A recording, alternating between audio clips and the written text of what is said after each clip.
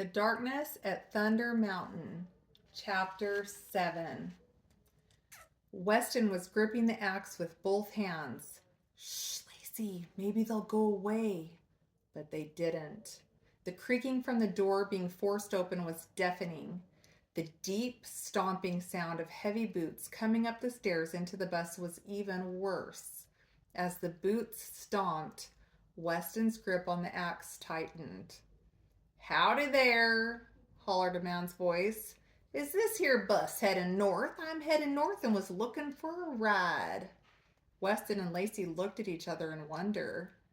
Hey, I know you kiddos are in here. You can come on out. I ain't gonna bite. Weston slowly stood up, revealing the top of his head and eyes above the back of the seat in front of him. See, I knew you was in here, said the man with the sunburned cheeks and blonde curly beard. Who are you? Weston asked as he cleared his throat. Lacie stood up too. By now they were both standing up, but Weston was still holding on to the axe. Their new visitor didn't look trustworthy. My name is Beau.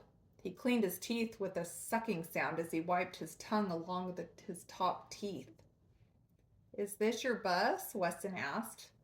Nope, I'm a traveler. I never settled down anywheres. Beau pulled a comb out of his pocket and combed through his thin, dingy hair. Especially not in a jam like this here bus. Beau started to chuckle, although it sounded more like a cough. Well, we were just leaving. Weston was easily polite, even to perfect strangers. Weston gave Lacie a look of intent and nudged her by her purple jacket. They slid out from the seat and slowly began climbing over the piles of leftover junk, moving towards Beau. Beau stood quietly, observing Weston and Lacie shuffle in his direction. Excuse us.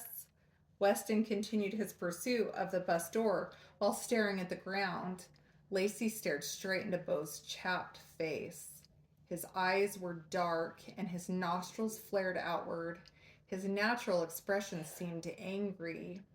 By all means. Beau stood back out of the way and held his arm out with his hand directing the kids toward the bus door.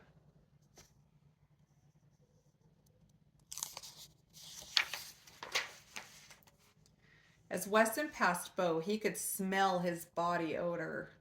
It was a pungent, sour smell that stung Weston's nostrils. Lacie must have smelled him too because she plugged her nose. When Weston noticed her reaction to the stink, he lightly threw his right elbow in her direction. Weston looked up at Beau as they were leaving the bus and threw an insincere half smile in his direction as if to say, Thanks for not killing us. Weston turned on the flashlight, and while they began heading back through the scrub oak toward the dirt road, they heard Beau. Hey, boy, hold it there. Weston raised his eyebrows and turned around to see Beau headed towards them. Can I have a speedy, quick word with you, boy? Beau's question felt more like a demand. Darling, I need to give this here your brother some man-to-man advice, if you don't mind. Lacie shrugged her shoulders and waited. Beau grabbed Weston's arm and pulled him aside. His breath smelled metallic and sour as he whispered in Weston's ear. You're important, boy.